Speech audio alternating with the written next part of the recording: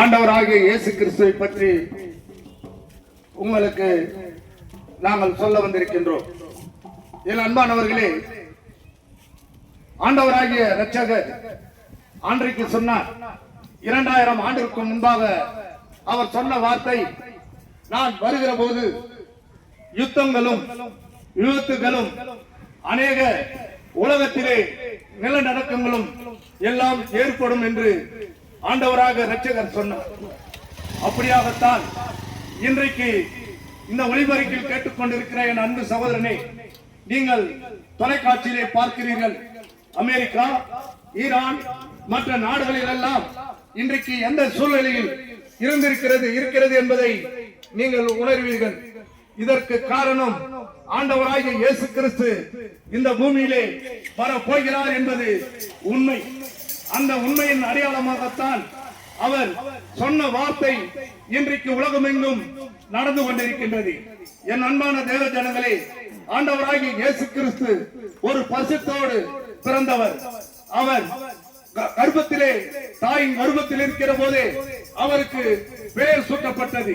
இது யாருக்கும் கிடைக்காத ஒரு பொக்கிஷம். வயிற்றில் இருக்கிற போது, கரு உருவாவதற்கு முன்பே அவர் இயேசு கிறிஸ்து இரட்சகர் என்கின்ற அநேகரால் கூறப்பட்ட ஆண்டவராகிய இயேசு கிறிஸ்து தான் இந்த உலகத்திலே வரப்போகிறார் என்பதை தான் நாங்கள் இங்கே ஒன்றாய் கூடி இங்கே ஆண்டவரை பற்றி நாம் சொல்லிக் கொண்டிருக்கிறோம்.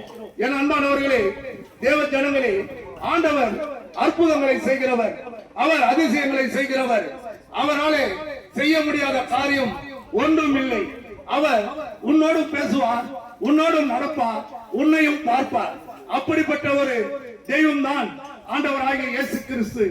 ஆண்டவராகிய இயேசு கிறிஸ்து அவருடைய வேத வசனத்திலே அவர் சொல்லப்பட்ட வார்த்தையின்படிதான் இன்றைக்கு இந்த உலகத்திலே, இந்த பூமியிலே நடைபெற்றுக் கொண்டிருக்கிறது. இதை யாரும் மறுக்க முடியாது. என் அன்பானவர்களே, இதோ ஆண்டவராகிய இயேசு கிறிஸ்து அவர் செய்த சில அற்புதமான காரியங்களை நான் இங்க சொல்ல ஆசைப்படுகிறேன். என் அன்பானவர்களே, வேதத்திலே சொல்லப்பட்டபடி 38 ஆண்டுகள் அவன் ஒரு படுக்கையாய் இருந்தான். அன்பானவர்களே, அந்த கிராமத்திலே ஒரு பெரிய குளம் இருந்தது. அந்த குளத்திலே அங்கே எல்லாரும் நோயாய்ப்பட்டவர்கள், வியாதிப்பட்டவர்கள், பாவத்தோடு இருப்பார்கள் அநேகர் அந்த இடத்திலே வந்தார்கள். அங்கே தேவ தூதர்கள் வந்து அந்த குளத்தை அவர்கள் கழுகுகின்ற போது அந்த இடத்திலே வந்து இவர்கள் எல்லோரும் அந்த இடத்தில் சென்று அவர்கள் குணமடைவார்கள். அப்படிதான் நடந்து கொண்டிருக்கிற நேரத்திலே, ஆனாலும் 38 ஆண்டுகள், அதாவது படுத்த படுக்கையாய் கிடந்தார். அவர்கள் உற்றார் உறவினர்கள் அவர்கள் எல்லோரும் அவரை கைவிட்ட நிலையில், அப்படிப்பட்ட சூழலில் என் அன்பானவர்களே, ஒரு கணம் சிந்தித்து பாருங்கள். 38 ஆண்டுகள் அவன் படுத்த படுக்கையாய் இருந்தான். ஆனால் அவன் சுகம் பெற்றிருக்க முடியும். ஆனால் ஏன் முடியவில்லை என்று சொன்னால், அவனை கொண்டு சென்று அந்த தண்ணீரிலே விடுவதற்கு முடியாத ஒரு சூழலை அவர்கள் உற்றார் உறவினர்கள் இருந்தார்கள். அப்படியாகத்தான் நம் வாழ்க்கையிலும் நாம் பாரத்தோடும் வேதனையோடும் துன்பத்தோடும் இருக்கின்ற போது உற்றார் உறவினர்கள் யாரும் நம்மை பார்க்க மாட்டார்கள். ஆனால் ஆண்டவராகிய இயேசு கிறிஸ்து அந்த இடத்திலே அவர் வந்தார். அவன் படுக்கையாக இருந்தவனும் ஆண்டவர் இயேசு என்று அவன் அறியவில்லை. அந்த அறியாத காலத்தில் இருந்த போதும் ஆண்டவர் அவனிடத்திலே வந்து உன் படுக்கையை எடுத்துக்கொண்டு நட என்று சொன்னார். அவன் எழுந்து நடந்து சென்றான். என் தேவஜனமே, அவன் இயேசு என்று அறியவில்லை.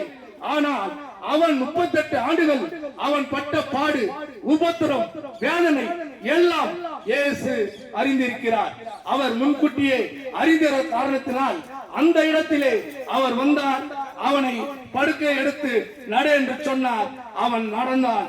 ஆனால் ஒரு 2 நாள் கழித்து ஆண்டவராகிய இயேசு கிறிஸ்து தேவாலயத்திலே இருக்கிற போது அங்கே என்னை சுகப்படுத்தினவர் இவர்தான், என்னை சுகப்படுத்தினவர் இவர்தான் என்று அந்த தேவாலயத்திலே அவன் சொன்னான்.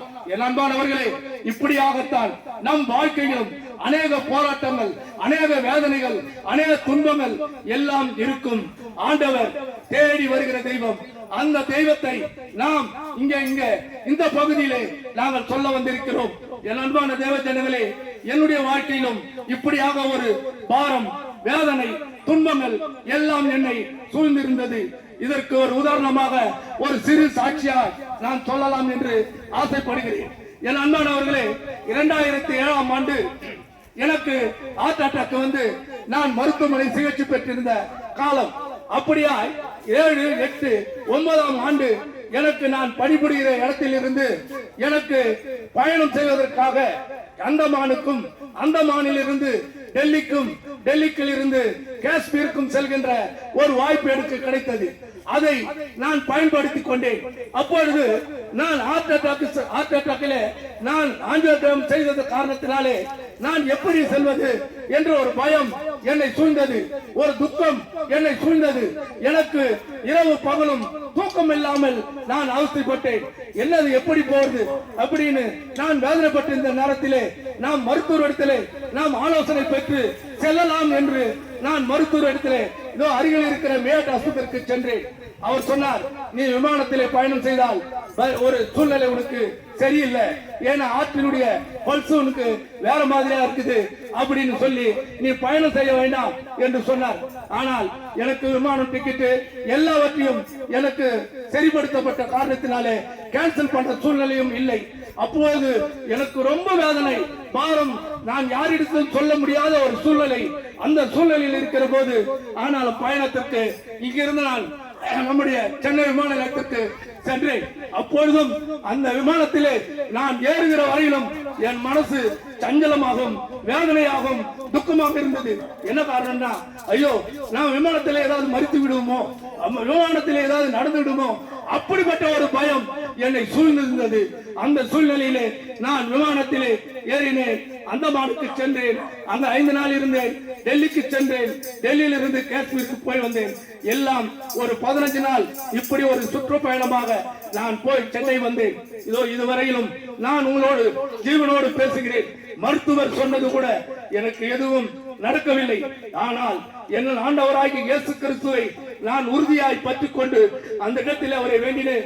ஆண்டவரே, நான் செல்கிறேன், எனக்கு எந்த விதத்திலும் எந்த விதமான காரியங்கள், தவறான காரியங்கள் எனக்கு நடக்கக்கூடாது என்று தேவனை அந்த நெருக்கத்திலே அவரை நான் வேண்டினேன்.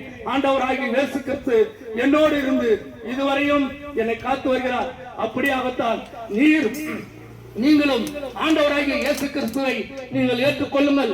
நீங்கள் இந்த கேட்டுக்கொண்டிருக்கிற என் அன்பு சகோதரே, சகோதரியே, நீங்களும் உங்களுடைய இல்லத்திலும் பாரம் இருக்கலாம், துன்பம் இருக்கலாம், வேதனை இருக்கலாம், எல்லா விதமான நோய் நொடிகளிலே அவுத்தப்பட்டு இருக்கலாம். ஆனால் தேவன் ஒருவர் இருக்கிறார். அவரை ஆண்டவராகிய இயேசு கிறிஸ்து என்று நீங்கள் அவரை நினைக்கின்ற போது, ஆண்டவராகிய இயேசு கிறிஸ்துவே என்னிடத்திலே வாருங்கள், என்னிடத்திலே வாருங்கள், எனக்கு சுகத்தை தாருங்கள், எனக்கு பலத்தை தாருங்கள், என் நோய்களை தீருங்கள் என்று நீங்கள் கூப்பிடுகிற நேரத்தில் ஆண்டவராக இயேசு கிறிஸ்து கண்டிப்பாக உங்களுக்கு ஆலோசனையும் உங்களுக்கு உதவி செய்வார்.